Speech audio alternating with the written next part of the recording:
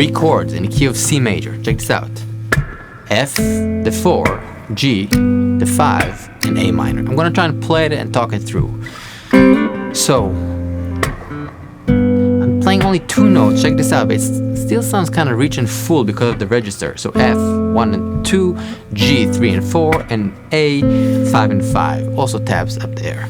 So 4, 5, 6. Those numbers are basically the chord scales, right? Fa, sol, la. What we're gonna do is embellish this. So I'm adding this open E.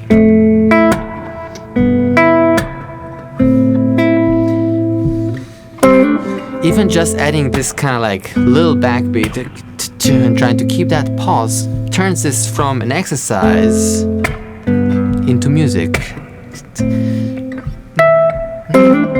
And we'll talk about how we can embellish even more. So what I'm gonna do, I'm gonna use 7 chord, shell chord.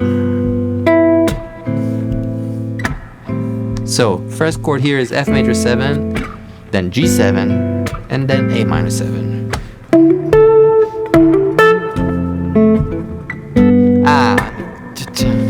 It's hard to speak and do this, but here we go.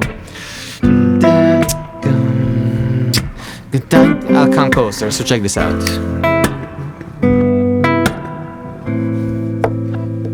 So we have this shell, and then this shell. I can play the open strings to give it more lushness, and that ringing sound.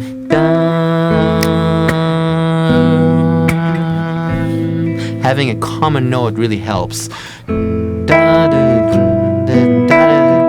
what's really cool about it is the function it sort of changes. So if you think about it, with F, this is 7, then this is the 13, and then this is the 5 of the A minor.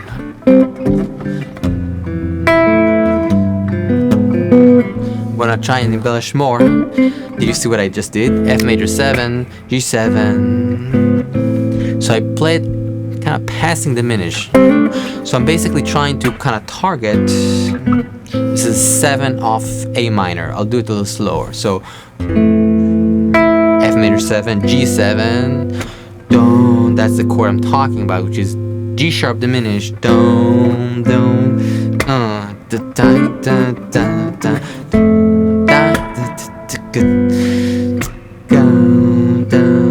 And it can be half a bar or 1 bar, it depends. I'm trying to kind of figure out together. So 4, 5, down, down. Sometimes also people will play the E7 there. So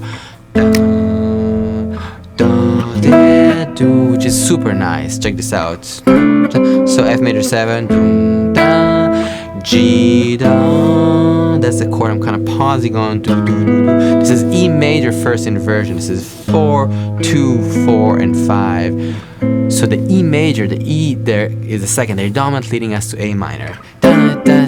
Check it out.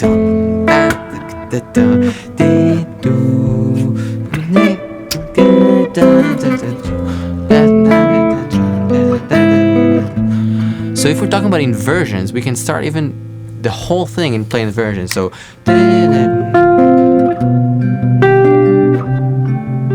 right, so what I'm doing here, I'm playing all first inversion. F first, G first, to A minor first. And notice how the sound changes.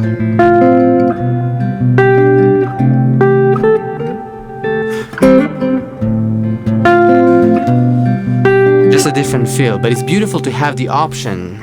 Because sometimes, after a while, it can be not boring, but just static. But then we can sometimes be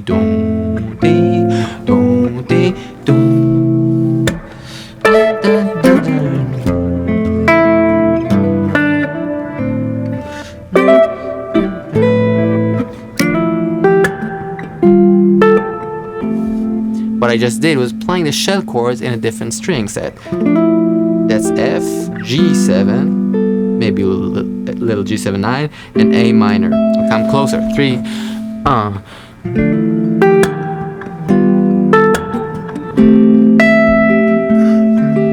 So So a little hammer on and going to the 9. And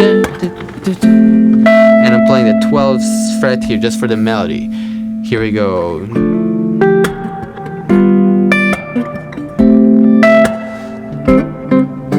And all the notes that I'm grabbing around it are basically in the A minor pentatonic.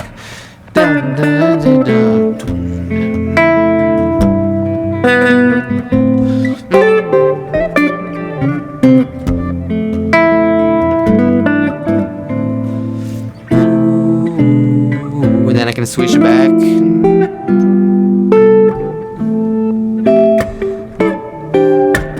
Back to where we started. Also nice, right? So the contrast sometimes between a lot of stuff.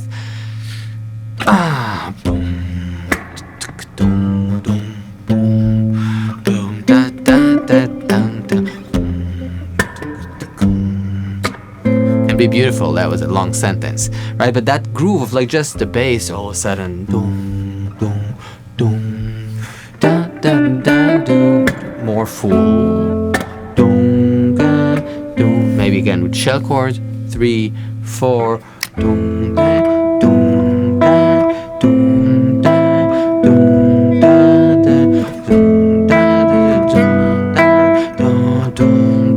da, da, doom, da, doom, moving to inversions, 3, 4 shell from the 5th string.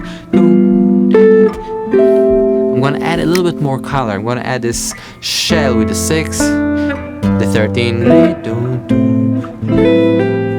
So 6, 13, and then A minor 7, 9. So 6, 13.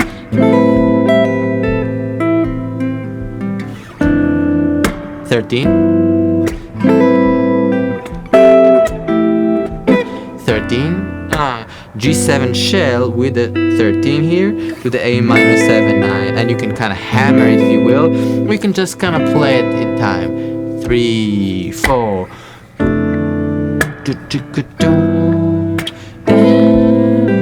So what I do notice when I try and think about these kind of ideas is trying to hear fa, sol, la, 4, 5, 6. I'm really trying to hear that in this kind of context. I'm kind of feeling myself in C major.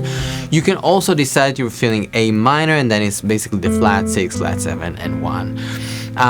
What I'm doing here is trying to, again, and speaking that while it's a little more difficult, but trying to keep some kind of pulse that moves this idea of exploring an exercise and chords from maybe a boring task into something more exciting, and trying to do it, right? And trying to explore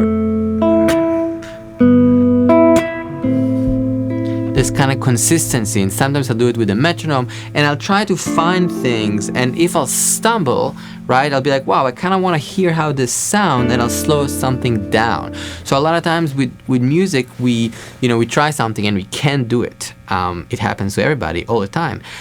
And the question is what you do when that happens. And I think the answer a lot of times is not only slowing it down, but understanding what is making this kind of thing be difficult. So if I'm switching between shell chords here and I'm not comfortable with shell chords, I'll come right close and I'll make sure, okay, this is my F major 7, 1, 2, 2, this is my G7, 2, 2, 4, and this is my A minor, 5, 5, 5. Can I switch between them? 1, 2, 3, 4, 1, 2, 3, 4, 1, right? And sometimes the answer is no, it's not really comfortable.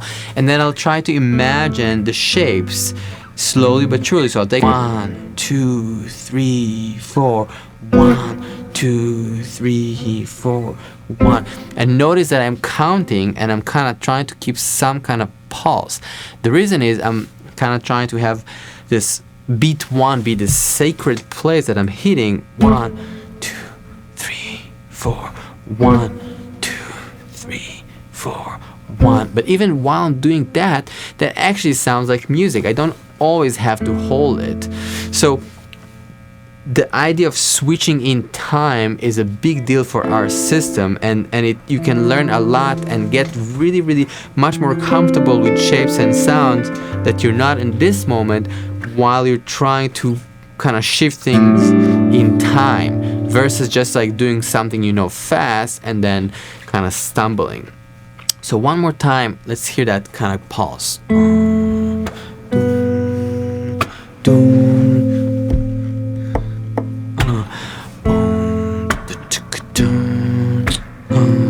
then we did some shell chord, 3, 4. And you can change the rhythm.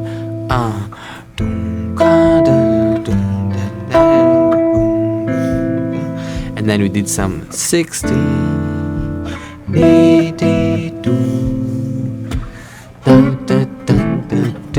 Right, and this is basically diets, double stops in A minor. I'm just taking groupings of 2 notes and I'm kind of playing them as sort of like embellishment. It's not even like a real melody, it's just like some rhythmic.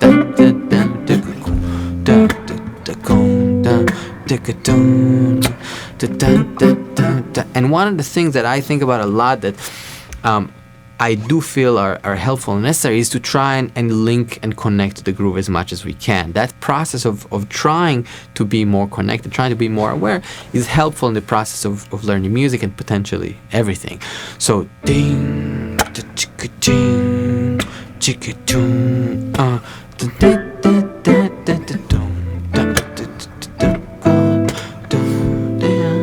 right, so that those sounds, although they're not crazy complicated, they can be super nice, especially if they're maybe part of a melody or a song. So I mean, if I'll give it to another artist, or I'll work with somebody, or just trying to write some music, I can really hear some ideas on that.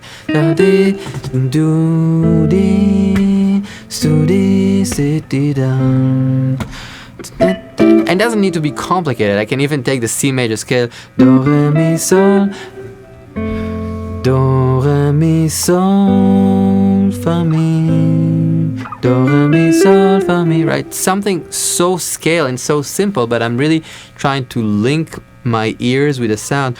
Do, so do re mi sol fa mi. And it's totally fine to make mistakes and be like, that's not what I meant. Let me hear it again. And let me tune my ears and my vocal cords. But that process of listening is really helpful. Thank you so much for listening. I'll see you soon. Peace out.